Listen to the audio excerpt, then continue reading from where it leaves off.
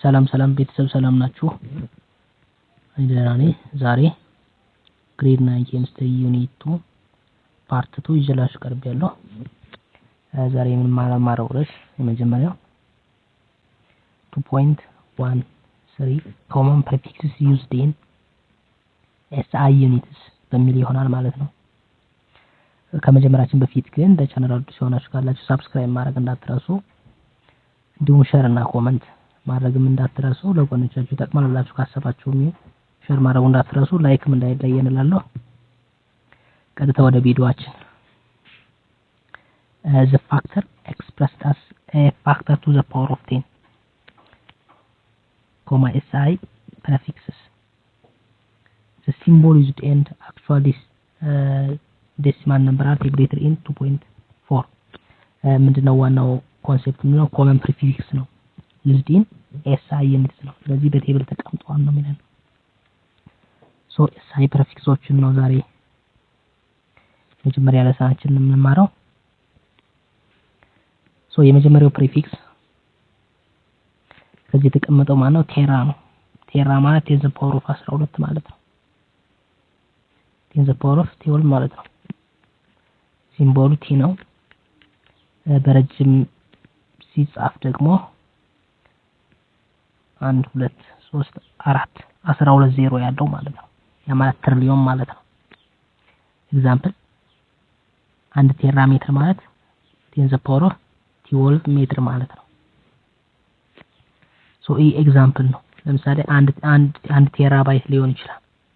ለምሳሌ አንድ ቴራባይት አንድ ቴራባይት ስንት ባይት ነው? 10 the power of 12 ባይት ነው ማለት ነው። ሶ ይሄ ኤግዛምፕል ነው ለኤስአይ ፕሪፊክስስ። ለሌሎችም ያገለግላል። ለማንኛውም አሁን ለሜትር ብቻ ነው፣ ኤግዛምፕል ነው። ኦኬ ሶ ቀጣዩ ደግሞ ጊጋ ነው። ጊጋ ማለት 10 the power of 9 ማለት ነው። 10 the power of 9 ማለት ነው 9 ዜሮ ያለው ነው። ቢሊየን ማለት ነው። ከአንድ ቢሊየን ጋር እኮ ነው 10 the power of 9። ስለዚህ ፕሪፊክሱን ስሙ ማን ይባላል? ጊጋ ነው። አብዛኛውን ጊዜ በጂ ነው፣ በካፒታል ጂ ነው የሚጻፈው። ሶ ካፒታል ጂ ተብሎ ኤም ከተባለ ምንድነው ማለት ነው? ጊጋ ሜትር ማለት ነው። ሶ ሲምቦሉን እንዲይዙ ይገባል ማለት ነው። 10 the power of 9 ከሆነ ደግሞ 10 the power of 6 ከሆነ ደግሞ ሜጋ ማለት ነው። ሜጋ ማለት ደግሞ በኤም ነው የሚወከለው። 6 ዜሮ ያለው 1 ቢሊየን ማለት ነው። ሶ ሜጋ ሜትር ማለት 10 the power of 6 ሜትር ነው። 1 ሜጋ ሜትር 10 the power of 6 ሜትር ነው። ኤግዛምፕል።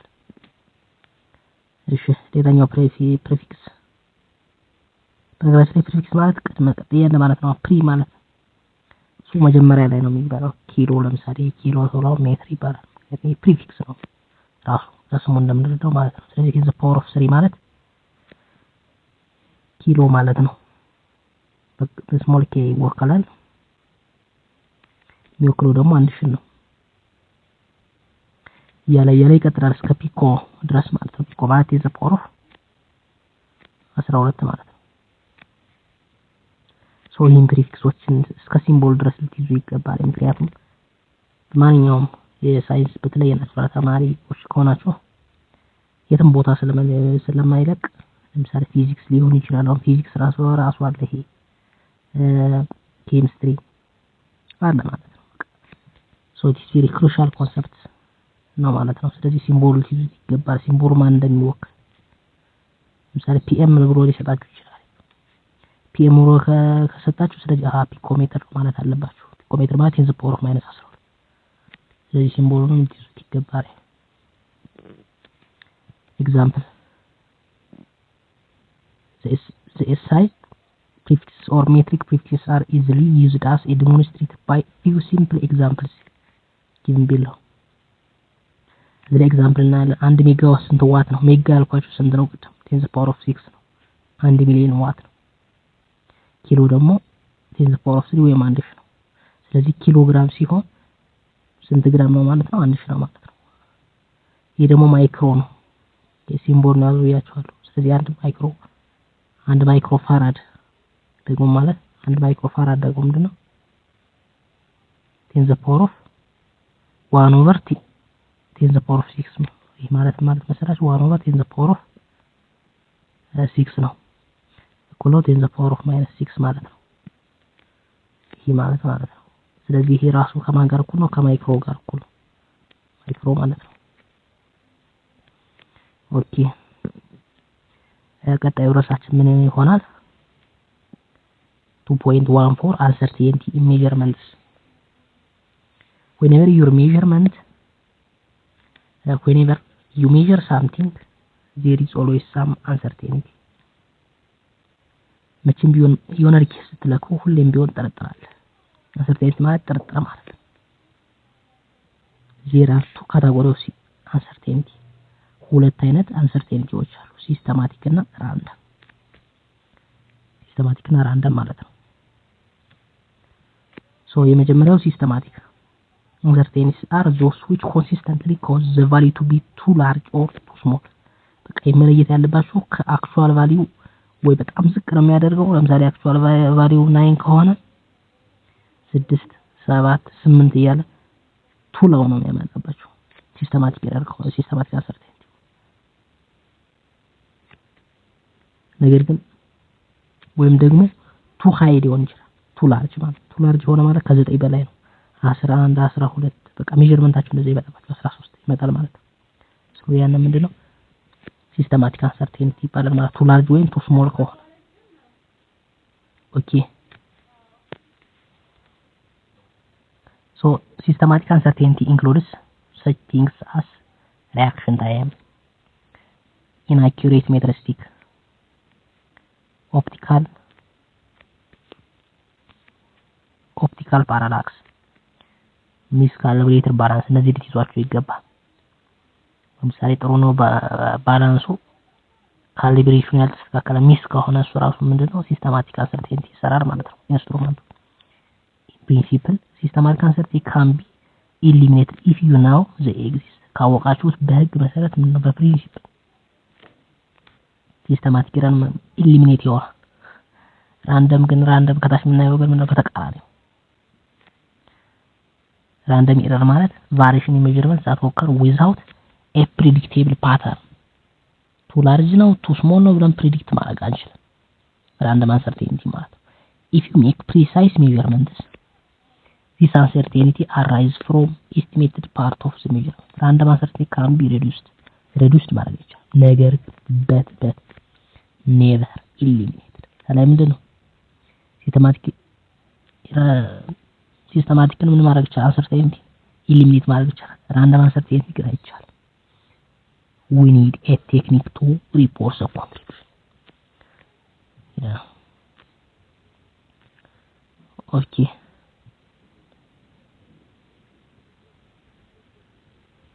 ለምሳሌ ከዚህ ላይ ደግሞ ከላይ የሚዘረዝርላችሁ አንድ ጽንሰ ሐሳብ ለማስረዳት ነው።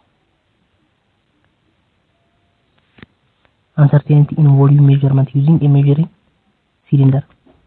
ለምሳሌ እዚህ ላይ 6 + or - 0.1 ማለት ነው። ይህ የተለካው ይህ የምታዩት ሊኩዊድ ቮሊዩሙ 6 + or - 0.1 በሳይንቲፊክ ሲገለጽ ማለት ነው። ሜዠርመንቱ እንዲህ ከተገለጸ ቫልዩ በማን መካከል በ6.1 እና በ5.9 መካከል አለ ማለት ነው። ይህን ጽንሰ ሐሳብ ለማስረዳት ነው ከላይ የተገለጸው ነው። እሺ calculating uncertainty calculate የምናደርግበት ሶስት መንገድ አለ። example student measure diameter of a metal consistor canister using a roller graduator in millimeter and record these results. diameter በሚሊሜትር ሪካርድ 1 66 ነው፣ ሪካርድ 2 65 ነው፣ ሪካርድ 3 ደግሞ 61 ነው፣ ሚን ወይም አቨሬጅ ደግሞ 64 ነው። ስለዚህ uncertainty-ውን ካልኩሌት የምናደርግበት እዚህ ላይ ሶስት መንገድ ተዘርዝሯል። የመጀመሪያው ሃፍ ሬንጅ ነው። ሃፍ ሬንጅ ማለት ሬንጁ ለምሳሌ ዝቅተኛው ከ3 ውስጥ 61 ነው፣ ከፍተኛው 66 ነው። ሃፍ ሬንጅ ማለት በመካከላቸው ሬንጁ ስንት ነው? 5 ሬንጁን 5 ለ2 ማካፈል ማለት ነው።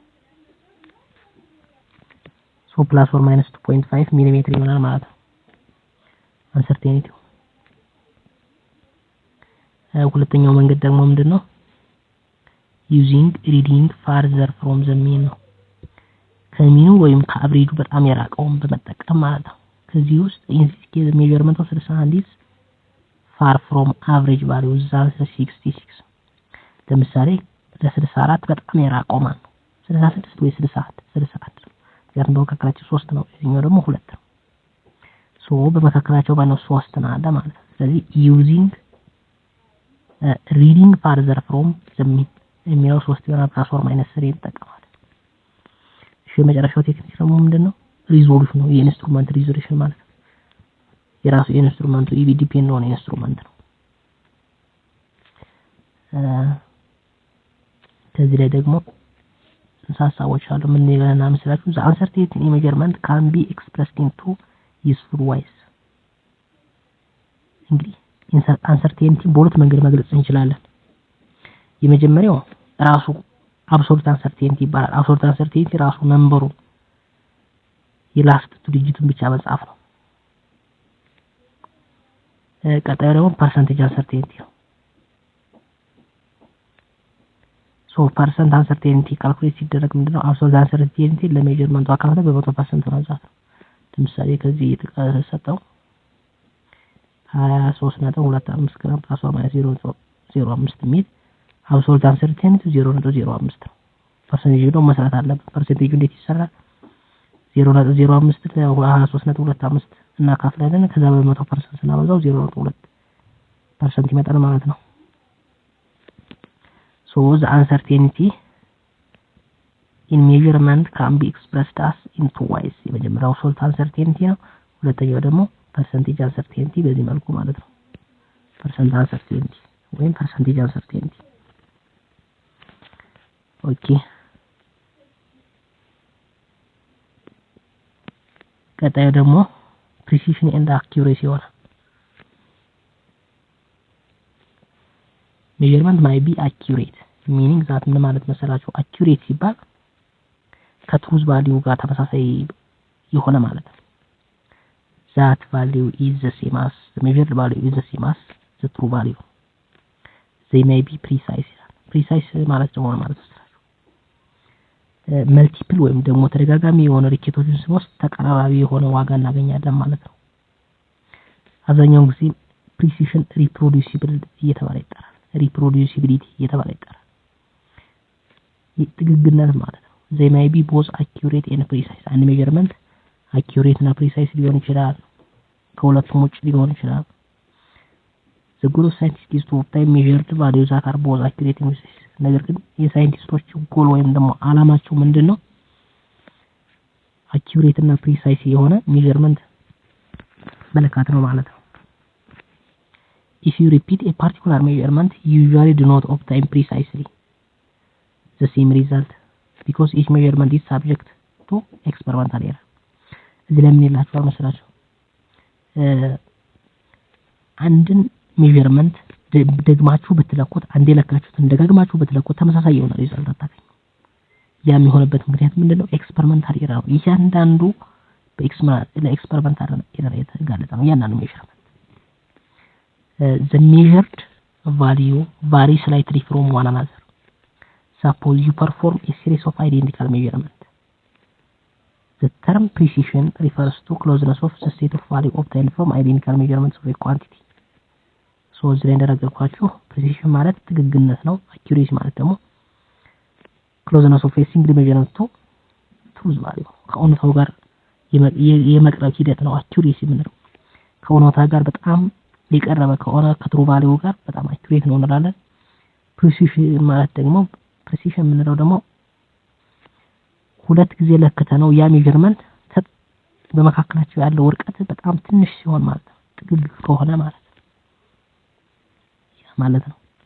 example 2.4 example 2.4 precision and accuracy.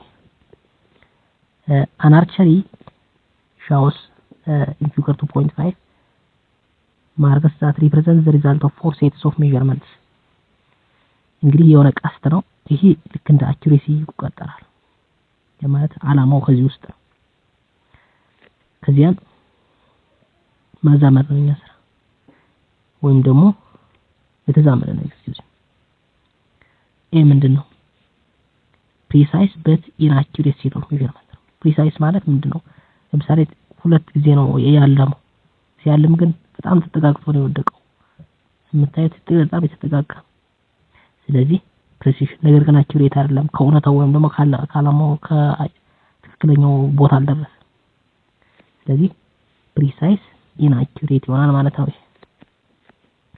B accurate but imprecise ይሄ accurate ነው accurate የሆነበት ምክንያት ምንድነው እዚህ ሴንተር ውስጥ ገብቷል ነገር ግን በመካከላቸው ያለው ርቀት ከፍተኛ ስለሆነ precise አይደለም ጥግግ አይደለም ማለት ነው ይሄኛው accurate ነው precise ነው ያንን ጥግግም አለው ከሴንተር ውስጥም ገብቷል ይሄ ደግሞ ከሁለቱም ውጭ ነው neither precise nor accurate ማለት ነው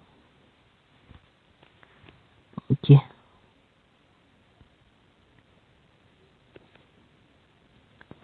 ዛሬው ከዚህ በቃናል በቀጣይ እስከምንገናኝ ሰላም ቆዩ እስካሁን ቆያችሁ ሰብስክራይብ እና ሼር ማድረግ እንዳትረሱ እላለሁ አመሰግናለሁ